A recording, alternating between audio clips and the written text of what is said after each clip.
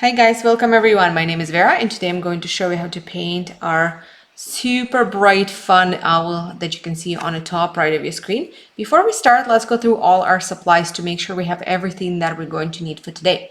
First thing you're going to need is a canvas. I'm using a fairly small, this is 8 by 10 inch, it's pretty standard size that we normally use for video tutorials. If you painted with us before, you're familiar with it. If you want to go bigger or smaller, entirely up to you. Just make sure you adjust the sizes of your brushes accordingly. So I am going to use a few different brushes today, and we always recommend using at least 3 different brushes, large, medium, and small. So for me, this is going to be my large brush today. It's not really true large, it's more of a medium large, but it's going to be my large for the size of my canvas.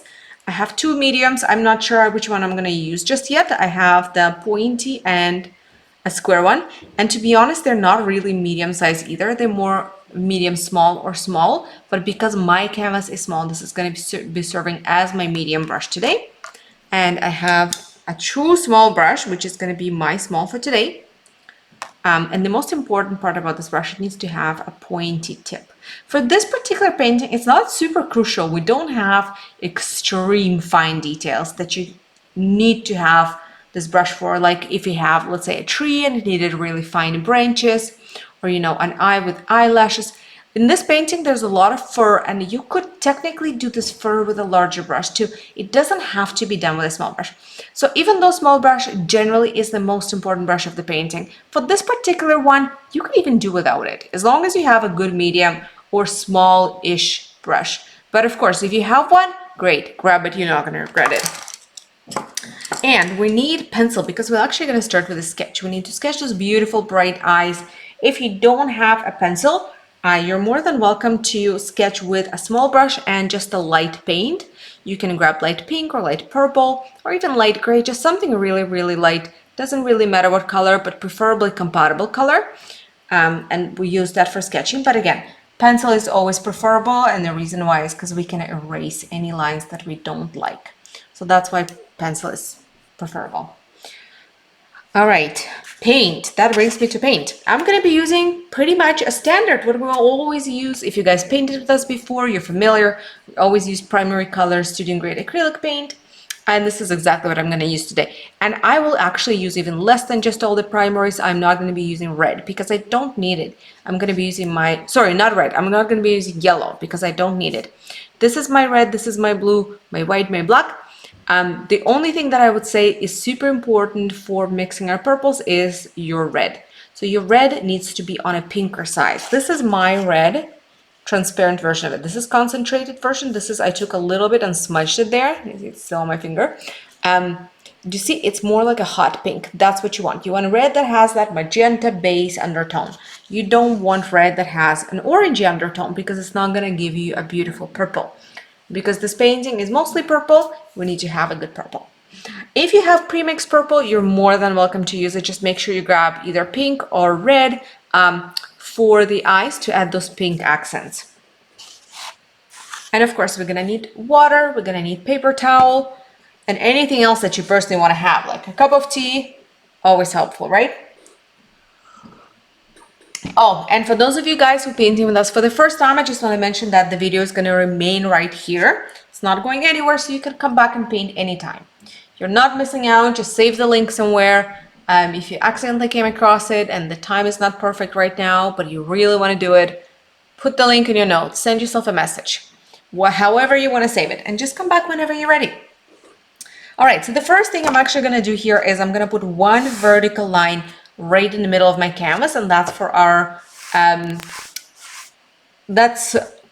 line to make sure everything is symmetrical. So everything, the eyes are positioned in the same places, that the nose is in the middle, so the owl doesn't end up being, having one massive eye here, smaller eye here. I mean, if that's the style you're going for, nothing wrong with that, but that's not the style that I had in mind when I was creating this painting.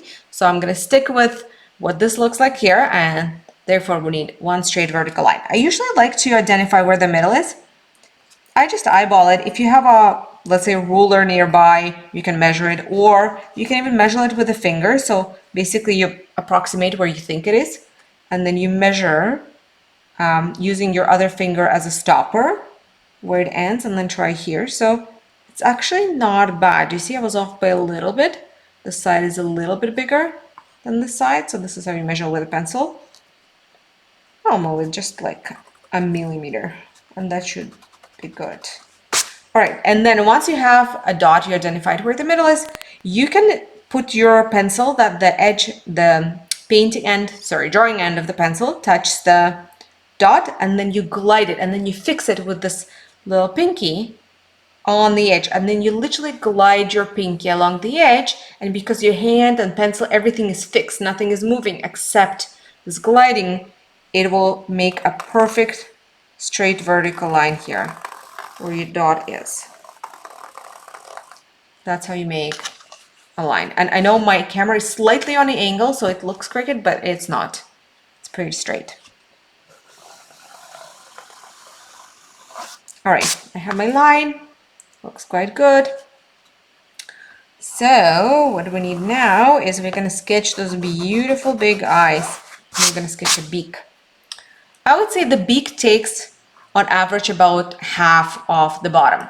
So literally again, right in the middle, vertical now, because we know where the middle horizontal is. We know where the middle is here. Now we need middle vertically. And then from there, we're just going to sketch a beak. Super simple, not complicated at all. Beak. Now our beautiful eyes. Preferably, the easiest way to do it is actually find something that is big enough that you could just outline it.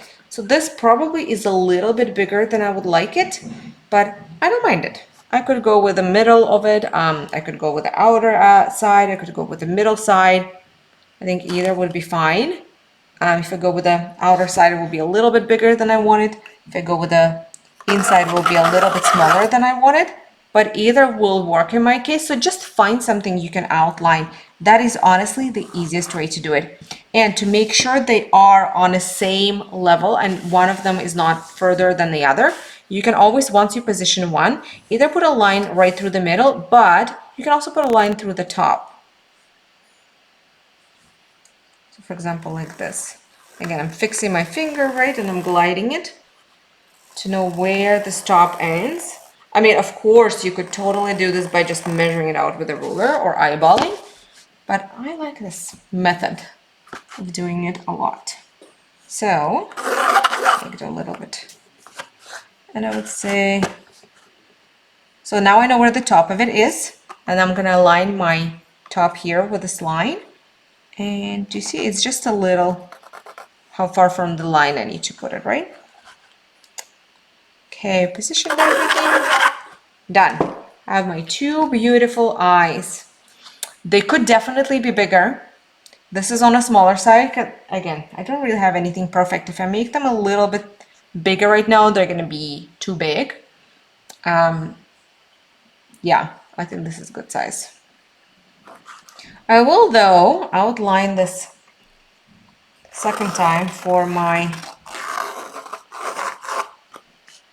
it's too much, never mind. Plus it's cheating, you know, we don't like cheating, it's okay. It's all right, we'll freehand the second one. All right, so now I have my circles.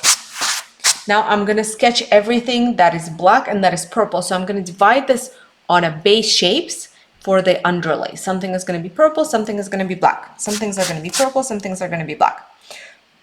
So we're gonna start by putting one more circle around each circle. The distance that I did here, it was just too wide. I don't need it that wide, so that's why I erased it. So I'm just gonna freehand another circle.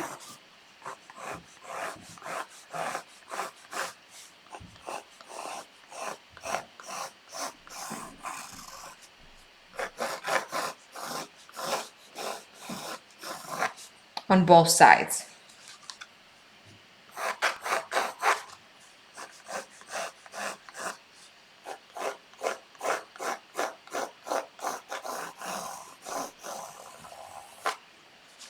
All right, awesome. And I'm also gonna add circles in the middle of my eyes. So the same thing, we're just gonna go ahead and add a circle that's smaller in both of the eyes, and we're gonna try to make them equal in size. If that works out, great. If it doesn't, it's not horrible, but we're gonna try our best to make them the same. All right, yeah, we're there? Okay, so now from here, I'm gonna extend this line to the corners.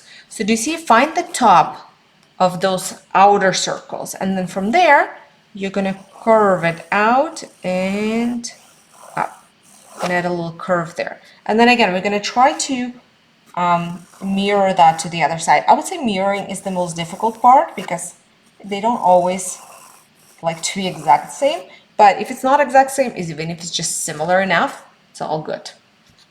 Nothing in nature is perfectly symmetrical. Even if you look at your own face, trust me, it is not symmetrical. It looks symmetrical, but if you look at it close enough and you actually try to measure things out, they're not symmetrical. There are no symmetrical people or animal on Earth. So, I mean, perfectly symmetrical. Clearly, we're all somewhat symmetrical, but not perfectly symmetrical, not to the millimeter. So, yeah, if it's not to the millimeter symmetrical, it's good. It's real. We keep it real.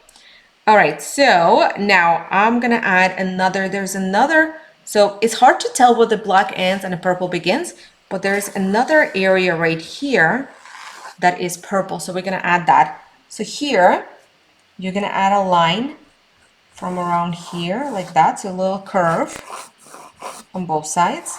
And this will all make a lot of sense later, I promise. It may not make sense right now, but it will. And then from here, I'm gonna add section going here. You see, it's curved and it disappears into the distance, and same on the other side. It's curved, disappears in the distance. Let's try to make sure our bottoms are sort of same. This one's a bit lower right now. Let's fix it.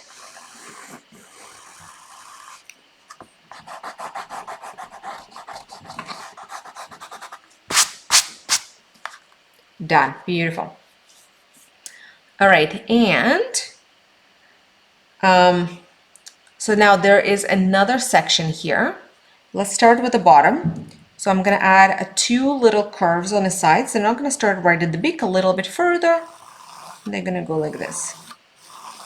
So again, you made one, then mirror to the other side. Start with whichever side is more convenient for you. I find that doing it on the right side and mirroring to the left is easier for me, but whatever works. It doesn't affect your painting in any way. Just to do it whatever feels the most comfortable or the most natural. Okay, great.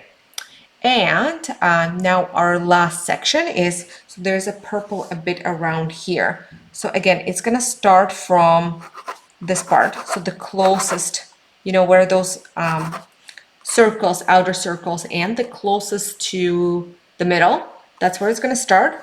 And then it's gonna follow this for a little bit. And before this line, it needs to separate. So do you see? We're creating another black space. So this is all black space, right? I'm gonna shade it a little bit so it just makes sense to you. You don't have to shade it. This is just for me to have it easier to explain what's where, so it doesn't look just like random lines. Do you see that was black, that is black.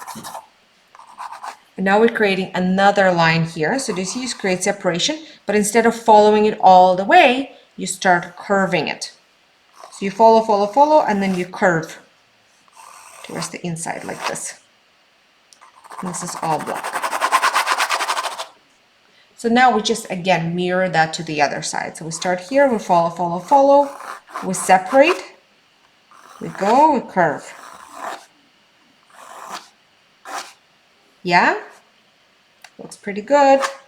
Okay, and all that is black too. Again, we don't have to sketch it. This is just, you know, to make it more understandable what's where. All right, all done. Now we can move to actual painting. So I am going to start with my beautiful bright eyes, and I'm going to start with my lighter color, which is going to be my pink. But before even I do that, I'm going to mix my purple, because my purple, I don't use pre-mixed one. I'm using the primary color, so it only makes sense to actually make the color.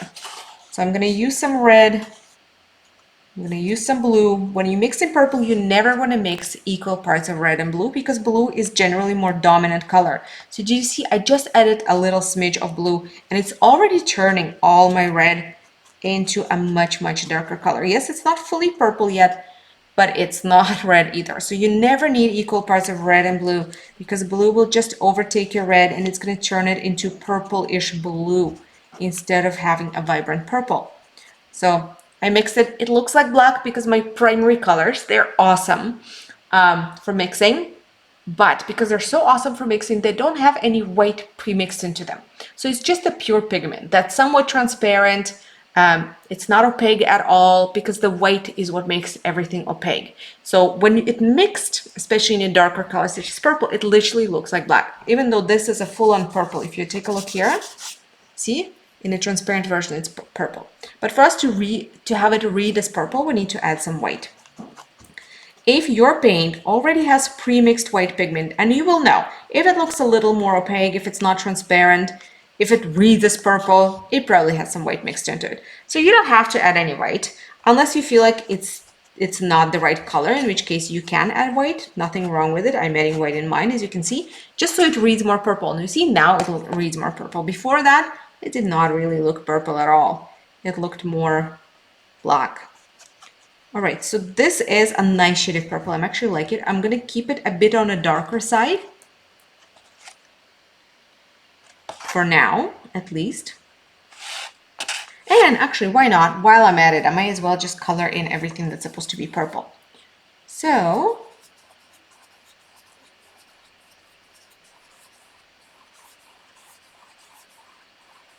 I'm just going to take my purple and I'm going to color in everything that's supposed to be purple. And when you go to a certain lines, right here, for example, you can cover a little bit more than what you want to see in the end in purple. As you notice, I'm not really careful around my lines. I go a bit further with my purple, and that there is a reason for that. Yes, I may need to freehand with black a little bit because I'm losing my lines, but that's okay because it will create a beautiful overlap. And I'll show you if you are not sure whether you should go to the edge or if you should do the same that I do and go a little bit over. You can actually scroll this video. If it's not Premiere, of course, you can just scroll this video and see what happens next so you can see what that looks like. Or you can always start with going to the line, and then if you don't like it, you can go back and do the overlap. Either is fine. See, I'm coloring a little bit more.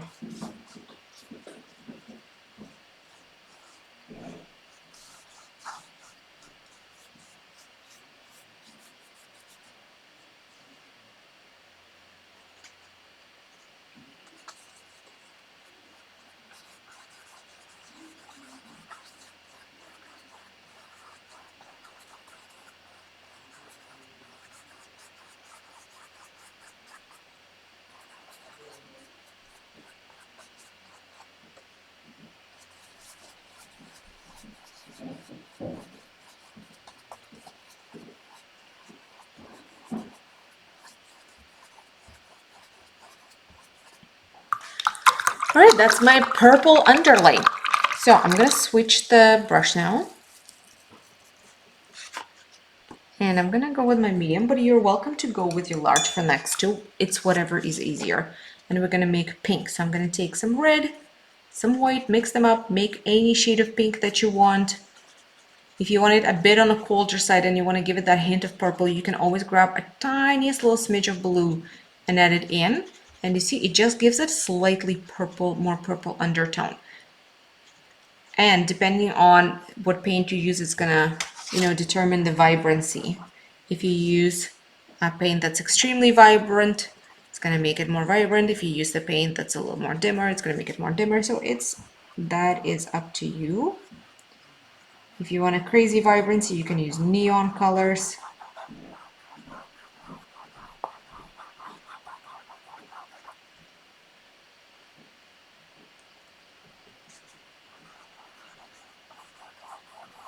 And I'm gonna color in the entire eye with this.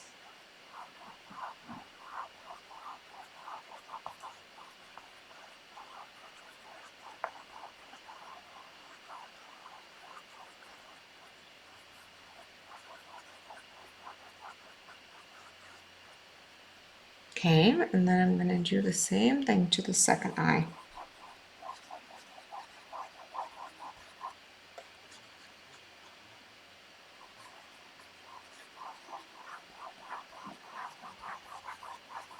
I think when I was making this originally, I used a different brand of paint. It was a little bit more vibrant, but that's okay. It's not the end of the world.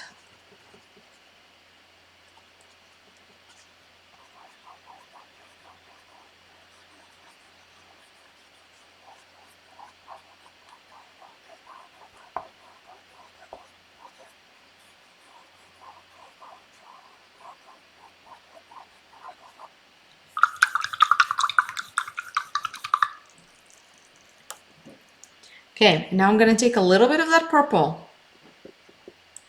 I'm going to, while my paint is still wet, you gotta do it right away. I'm going to blend that on the upper part of my eye, because you want to have that part a little more purple. So take a little bit and you blend it.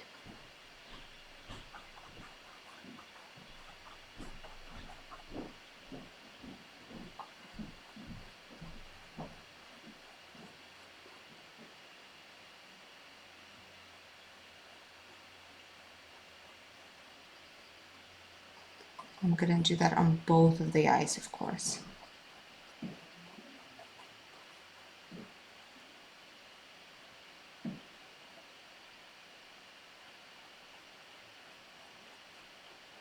And guys, feel free to pause this video as many times as needed if you're working on a larger canvas, or if you generally, maybe this is your first time painting in a very long time, you might find that you want to go much slower and you're having a hard time doing it as fast as I'm doing, because generally it takes much longer to work on a larger scale.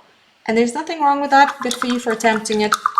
So feel free to just pause this video as needed and go at your own pace.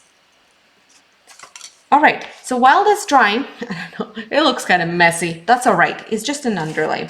So while that's drying, I can move on to my black, and you can use whichever brush is appropriate. Large, if large works, use large. Medium works, use medium. Probably would recommend using small one, but between large and medium, either one is good. And I'm gonna color in the beak.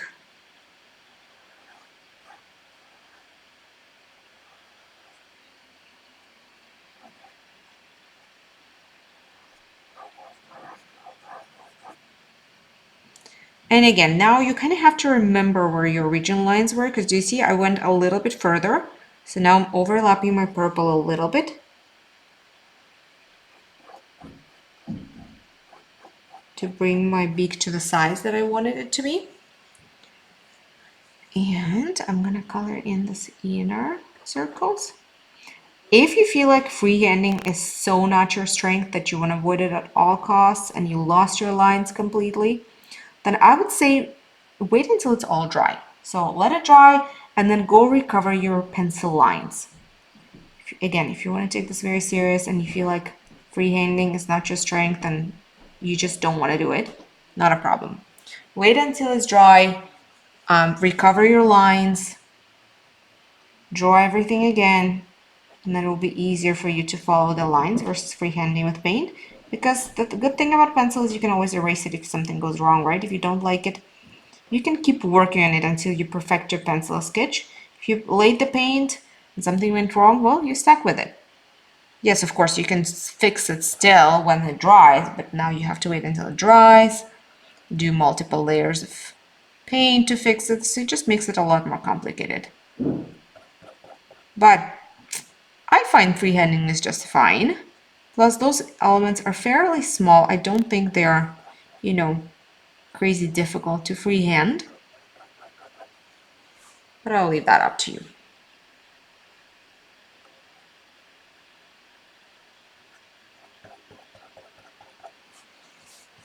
All right. And the rest of the areas, I'm going to do the same thing. So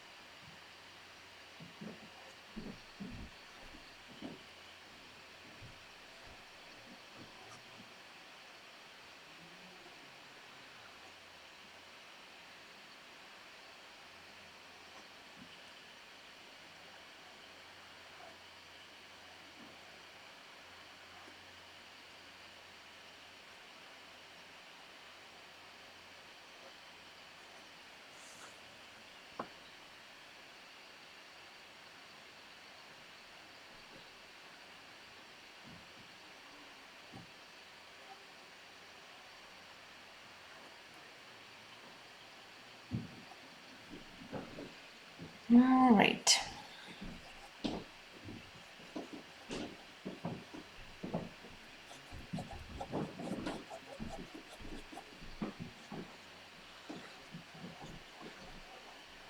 Just continue painting everything in black. Everything that needs to be black, we'll continue covering it in black. Then we'll have our underlay here.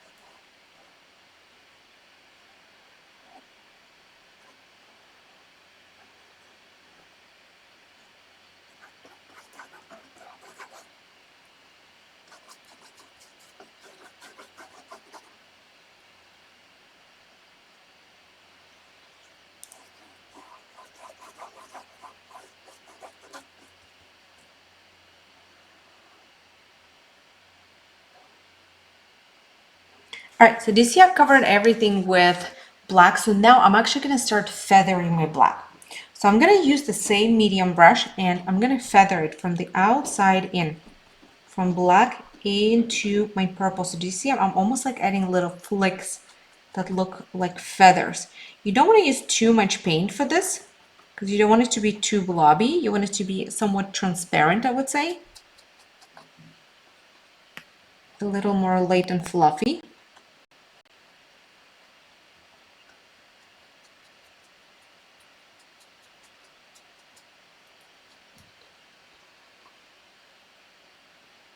You can do it from the top too.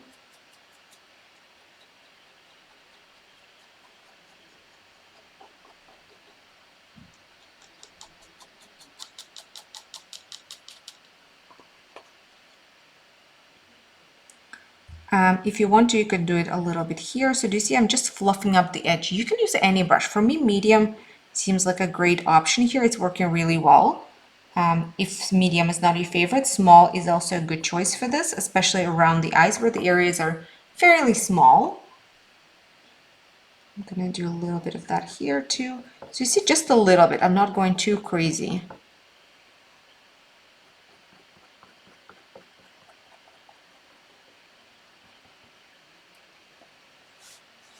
All right, and now here I'm gonna come from the bottom.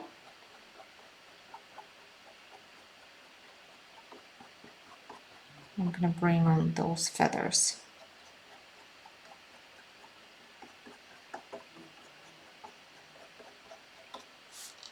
And on this areas from the middle.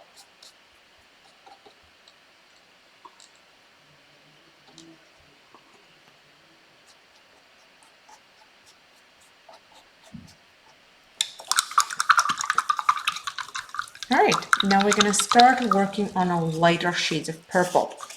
So I am going to take a little bit more white and add it into my purple. If you want to, you can also add a little bit more pink to keep it warmer and lighter. Either is up to you, just lighter is fine, warmer and lighter is also fine. I like mine warmer and lighter, so I added some red and some white.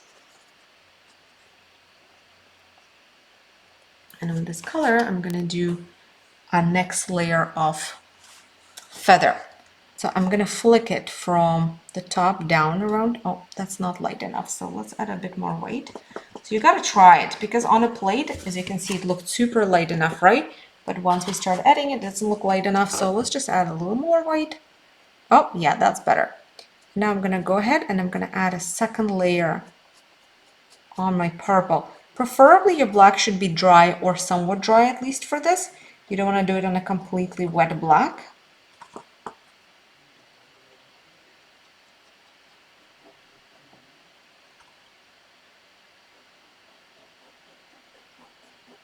And use whichever brush works for you. It really depends on the size of your canvas, your brushes. For me, medium one looks great here. Would I use small one? Yeah, probably. Small one, like as I go down, I might switch to a small one because it's going to be a better choice. Right? So just see whichever brush seems good fit where you're working.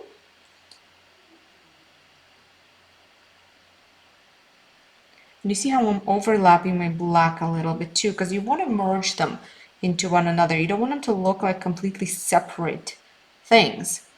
And then as I go down, I'm gonna switch the flick. If I was flicking from the top down on top, I'm gonna start flicking from the bottom up as I go lower.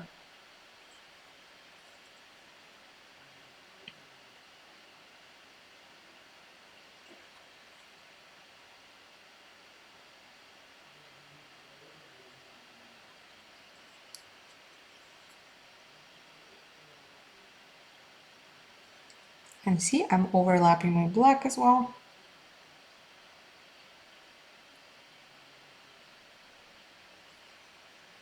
Now I'll do the same thing on the other side too.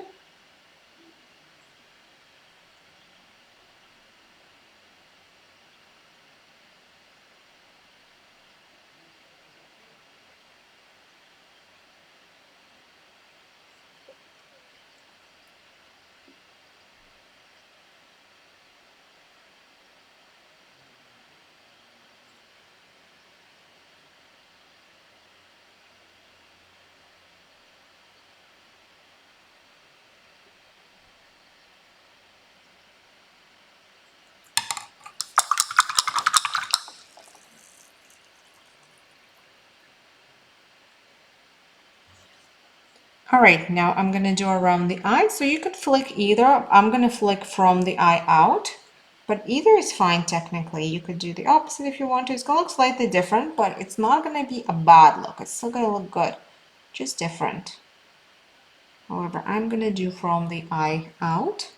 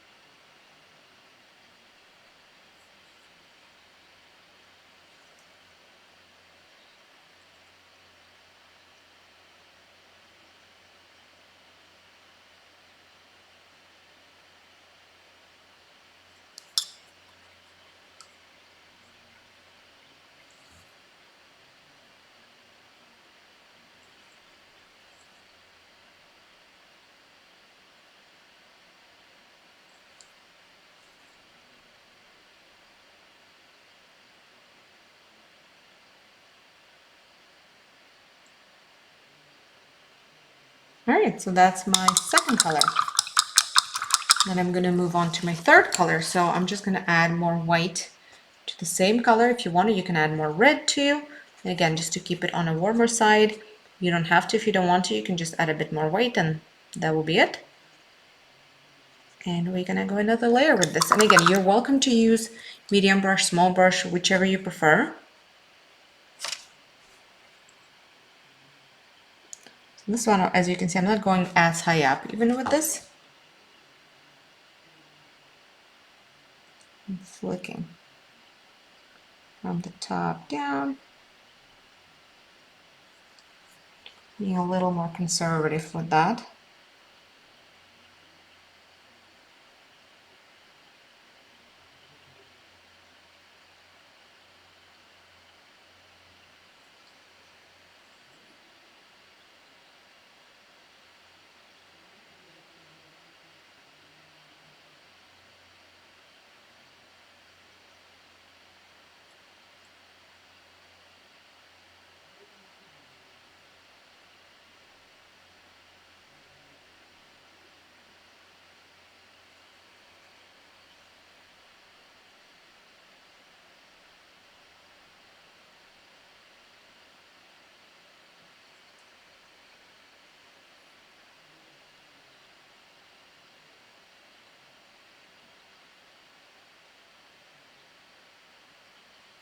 So you see, the more layers we add, the more interesting it looks. Just every layer adds some complexity to it. And again, I'm going to do the same on my around the eyes here.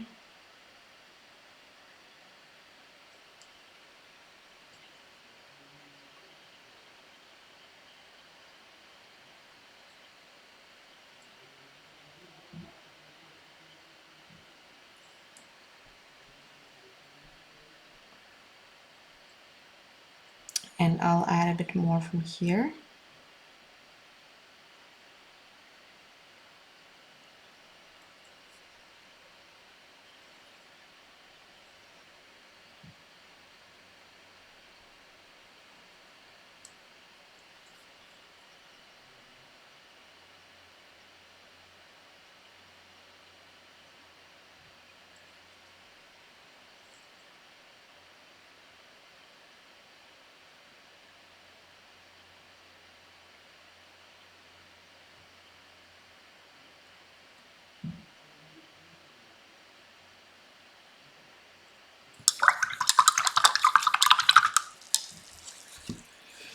All right, we're almost there. Now we're going to do the white glare, and that's going to make a world of difference. So I'm going to start with actually doing my medium brush.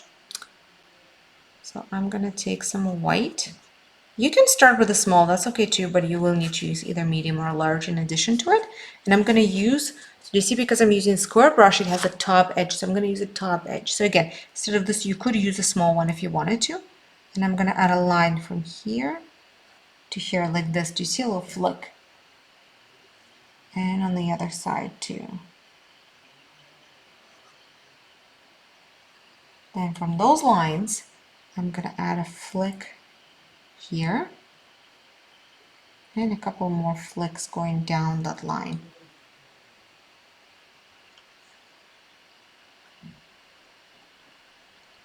Then I'm going to add another flick here.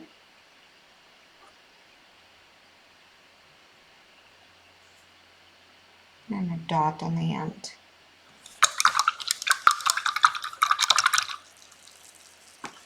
And I'm going to take my small brush and take a little bit of white, and I'm going to add a dot right here, here and here, here, here and here.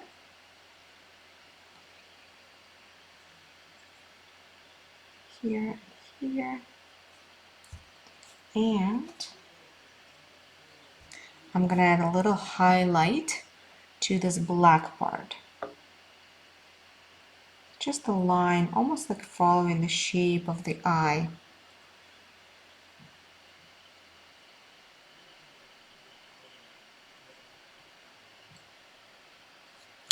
All right, now we're gonna add a little bit of glare on our beak and lots of feathers once again.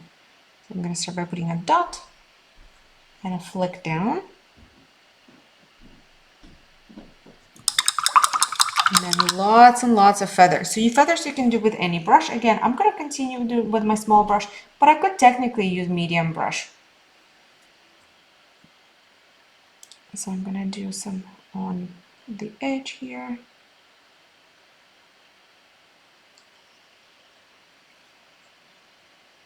And a little line right here.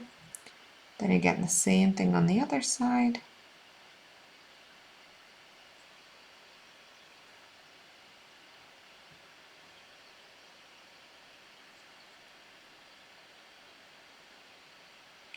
A little fillers of white closer to the middle.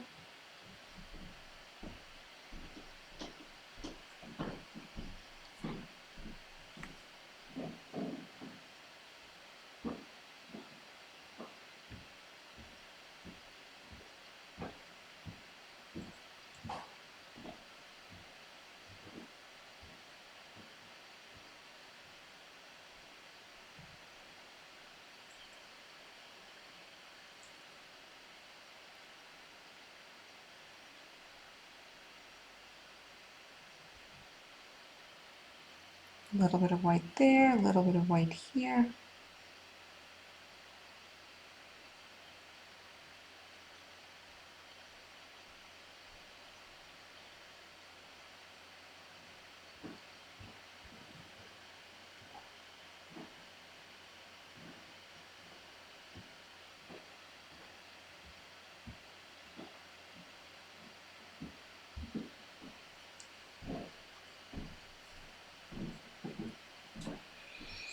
All right, where else should we add white?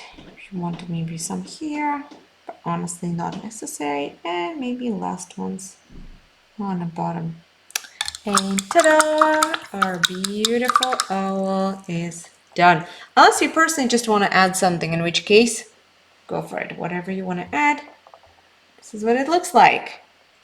And don't forget to sign it. And also, guys, whenever you're done, feel free to do your edges. It always looks so much better if instead of this, you could see this. Look, do you see, getting rid of that messy edge and painting everything black always is my favorite part because I don't like messy edges. But again, that's just me. You don't have to. But you see, doesn't this look better? And then when you hang it, you don't see that. You see a nice painted matching edge. So I personally really like doing that in the end anytime when I'm done. So feel free to do that if you wish. If you don't wish, that's okay. You can leave them unpainted. Not a big deal. It doesn't affect the front image. It only affects it when you hang it. And maybe some of you painting on canvas panels, in which case you wouldn't even care because the edge is so small. And that's pretty much it. Well, thank you all guys for joining me for this beautiful painting. Feel free to share your results with us. We always love to see how they turned out. There is a link to our Facebook group in the description of this video. That's the group where we always encourage people to share their results. So then we can look and, you know, feel connected like we did it together. So feel free to do that. No pressure if you would rather not. And if this is your first time painting with us and you enjoyed it, feel free to give this video a thumbs up or leave a comment and check out all the other videos that we have. We have lots and lots of painting tutorials in all kinds of mediums. Acrylic, watercolor, drawing. We have lots of drawings too. So whatever works for you, check it out. Thanks for joining me, guys. Bye, everyone.